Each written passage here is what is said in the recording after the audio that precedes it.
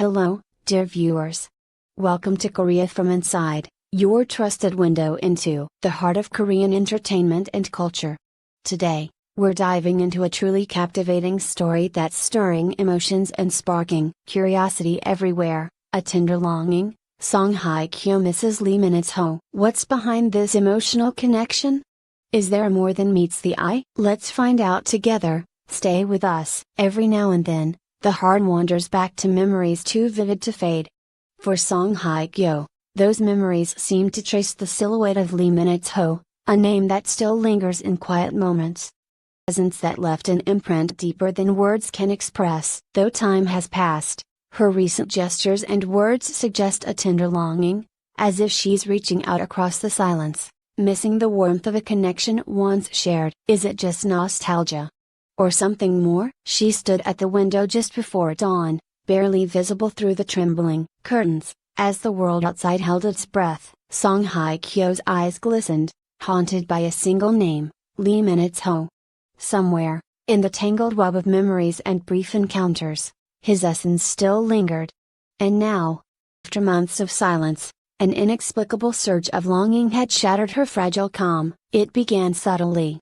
One morning, she discovered his text still saved on her phone, an image of a shared coffee, the remnants of a perfect afternoon. The edges of the photo were frayed from being opened too often. A single message underlined in bold, "Miss you." Her heart thudded in her chest. The message was 6 months old. But once unearthed, it demanded to be felt. At a high-profile awards ceremony a week later, the world watched as they stood on stage. Their gazes locked, purse trembled with unspoken emotion.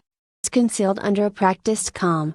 Cameras flashed, reporters leaned in. No one dared ask the question trapped on the tip of her tongue: were they still close? The tension between them electrified the room. Yet afterward, they parted ways, faces blank, each step away like a small fracture in her composure. That evening, in the hush of her spacious apartment, the memories broke free, the way he laughed, low and warm, the electricity of his hand brushing hers during a terse scene, that moment, backstage at a charity gala, when he startled her with a midnight text, "I wish I were there." Shock rippled through her again, raw and crackling. She replayed the exact moment their eyes had met earlier that day. She remembered the hollow thrum in her veins. Was it more than friendship? The very thought burned behind her ribs. The past seemed to pulse in neon clarity, candlelit dinners in secret garden restaurants, hesitant smiles after a private script reading, the late-night conversations under twilight, when names like us hovered, taboo yet tantalizing. But then, snap! Exclamation mark! The memory fractured. A sharp comment at her agency's board meeting, a terse exchange with an assistant, silence cutting through messages about auditions and new roles. No explanations, no apologies. Just absence. Finally, she could no longer ignore the weight in her chest. The unreplied text from 2 nights ago glared at her. "We need to talk." She had drafted 3 responses, deleted them each time. Fear and desire warred within. Her assistant knocked timidly. She forced a smile and walked out, as if nothing was wrong, yet inside, her world trembled. Reports swirled on social media. They were spotted at a secluded cafe, Song Hye Kyo seen near his agency. Cameras lens zoomed on her rain-soaked silhouette. Every whisper propelled her further into the vortex of expectation.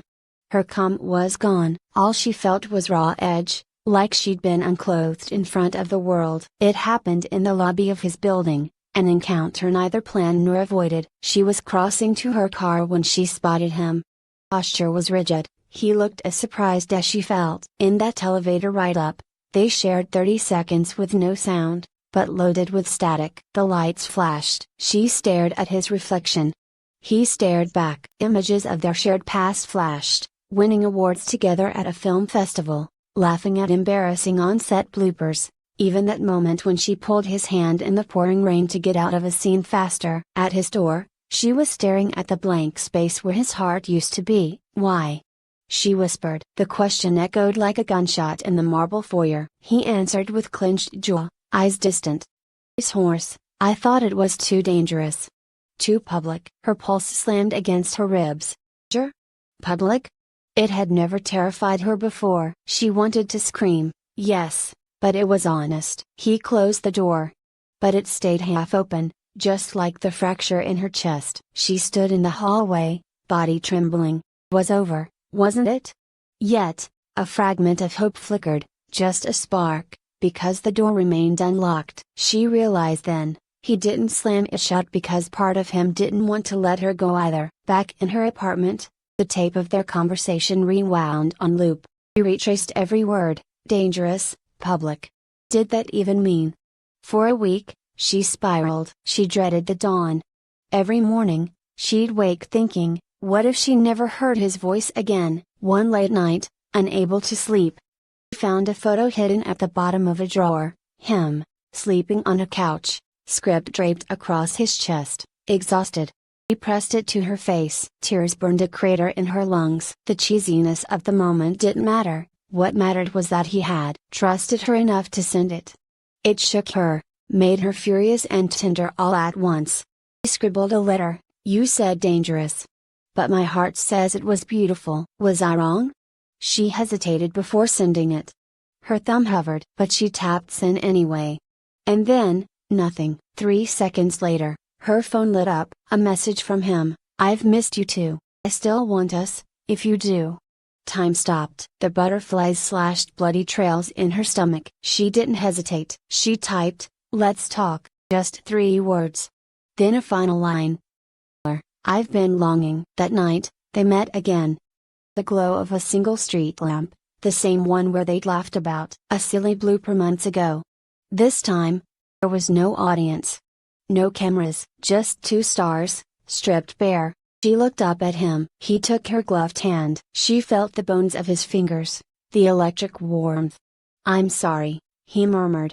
She leaned in. I thought I could forget. Their lips met gently, unlocking months of yearning in one tender moment. They didn't need explanations any longer. The silence that followed was as meaningful as the words that came after. I missed you too. In a tender longing, we've traveled with song Hye Kyo through hidden doubts, aching isolation, and finally, a union that's equal parts nerve-wracking and redemptive. The question now lingers, once the fireworks fade, what comes next? But for tonight, they exist in this charged present. 2 hearts reconnecting under lamplight, ready to write a new chapter. In the quiet that followed their reunion, Song Hye Kyo found herself caught in the soft unraveling of memory. His scent still lingered faintly on her coat, clean, warm, unmistakably him. Every step away from that meeting felt like walking away from a dream she had yearned for, one she was afraid to wake from. Sit by the window some evenings, watching the sky change colors, just as they had watched the sunset together once from a rooftop in Gangnam. That day, he hadn't said much. He didn't need to. Hand rested over hers, their breaths synced like verses of a familiar melody.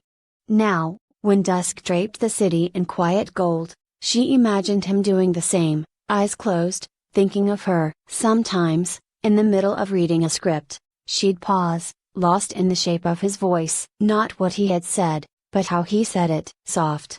Slow. Measured. He knew she would carry it with her. She did. In every line she now delivered on screen, there was a whisper of him, a hidden layer only she could feel. At night, when sleep was slow to come, she'd hum a tune they once danced to, unplanned, barefoot, on the polished floors of his kitchen. He had played it on vinyl. The record scratched slightly at the start. She had laughed. He had spun her once, then again, until she leaned into him and let herself forget everything except the sound of his heartbeat beneath her cheek. Now, the song played only in her mind. Oh, how vivid it was! There were letters she never sent, lines she scribbled in notebooks and napkins. I saw someone who looked like you today. You once told me I was brave. I haven't felt that way since you left.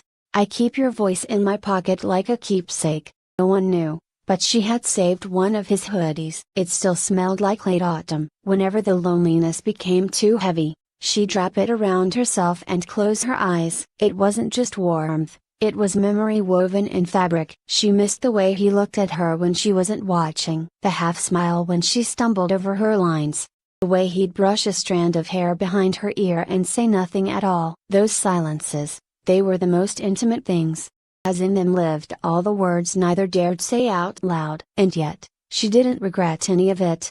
not even the ache. Because if longing was music, her heart played only one song, and it had always been about him. She didn't know what would happen next.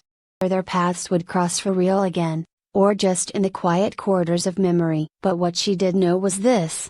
Every time the wine touched her face just right, every time the night folded around her gently, every time a certain song floated through the air like perfume, she would remember him, and in that remembering, would smile, because to miss someone so deeply was to have loved truly, and that, above all else, was something beautiful. And perhaps, after all the silence, distance, and longing, they had finally found their way back to where it all began, not as stars on separate paths, but as two souls who had always belonged in the same story. Not everything needed to be said. Sometimes, love returned not with grand declarations, but with a quiet look, a gentle touch, and the feeling that this time, they wouldn't let go. Rest of their story, still unwritten, but this time,